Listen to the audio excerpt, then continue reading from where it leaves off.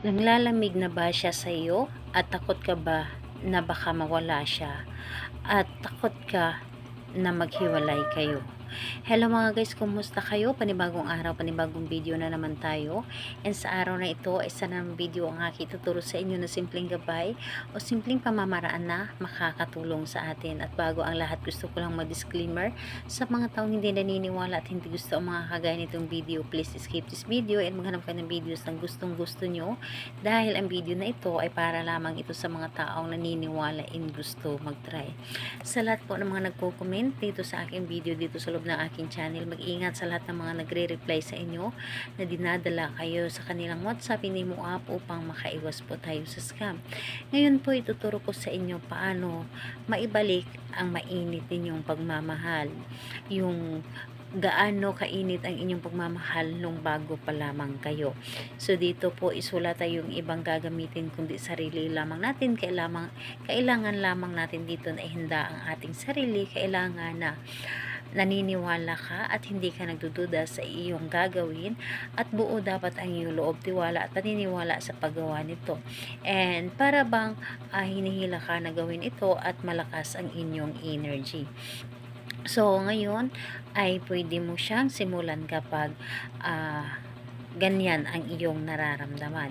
So, ang inyong gagawin dito is napakadali lamang. Bago ka matulog sa gabi, hawakan ang iyong cellphone at hanapin ang kanyang larawan na nasa loob ng inyong cellphone. Hanapin ninyo ang larawan ni target, yung clear. Dapat po ay malinaw ang kanyang larawan na inyong gagamitin, at para bang nakaharap siya sa inyo, para bang nakatingin siya sa inyo. And titigan mo ito ng mga ilang segundo at ramdamin mo kung gaano mo siya kamahal. Ramdamin mo na gaano siya kaimportante sa buhay mo, at saka mo sabihin ng 7 bisis ang inyong nais. Ganito: pangalan, apelyido, mag-iinit ang iyong pagmamahal, at ako lamang ang lagi mong iisipin, at hinding-hindi ka mawawala sa akin. Pangalan, apelyido, mag-iinit ang iyong pagmamahal, at lagi mo akong iisipin, at ako lamang ang lagi mong mamahalin.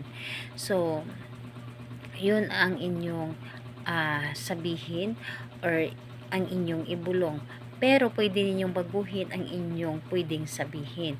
So, kung ano man yung mas gusto ninyong sabihin, yun ang sundin ninyo, yung nasa sa puso ninyo. So, ayun, 7 pisos mo siyang ulit-ulitin ang inyong mga sinasabi, at pagkatapos mong sabihin ang inyong mga binabanggit is halikan mo ang kanyang larawan ng 3 bisis. Halikan mo na para bang hinahalikan mo siya ng personal. So, ayun, pagkatapos nun is ilagay mo lamang siya sa iyong dibdib at ramdamin mo kung gaano mo siya kamahal, at saka mo ito i-close ang inyong cellphone at kayo ay matulog ng mahimbing. Asahan ninyo na ang taong ginawa ninyo nito ay hindi mapakali, at pwede mo siyang gawin every 3 nights. So, gabi mo siya gawin bago kayo matulog sa gabi, sa kahit anong araw naman at oras, basta bago kayo matulog sa gabi. Napaka-epektibo nito. Gawin ninyo ito, mamangha kayo sa magiging resulta ninyo nito. Salamat po sa inyo. Bye bye everyone. God bless us all.